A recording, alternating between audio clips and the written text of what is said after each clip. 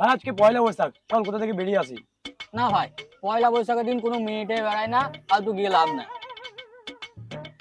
সালা ঢেমনা, মহিলা দেখিবা কেন, এমনি বেড়ানো যায় না?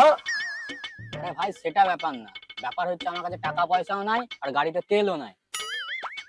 ও, তোর ওই 26,000 প্যানেলের নাম ছিল নয়, ভুলে গেছিলাম। ভাগ শালা, আমি ফুড সাপ্লাই ডিপার্টমেন্টে কাজ করি। তাহলে তোদের এই মাসে মাইনে ঢোকানি নাকি?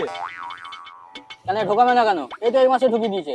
1,000 টাকা তেল ভরলাম, 5,000 টাকা বোন চেপে দিয়েছে। তৃণমূলের বড় নেতা তো, সবার কথা যাওয়া বল। আর বাকি 50,000 টাকা আমার কাছে আছে।